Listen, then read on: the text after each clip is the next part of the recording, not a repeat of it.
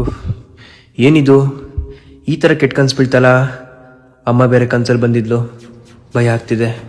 ತಾತ ಯಾವುದೋ ದೇವಸ್ಥಾನ ಹೇಳಿದ್ರಲ್ಲ, ಅಲ್ಗಾರ ಹೋಗಿ ಬರೋಣ, ಏನಾಗುತ್ತೆ ನೋಡೋಣ.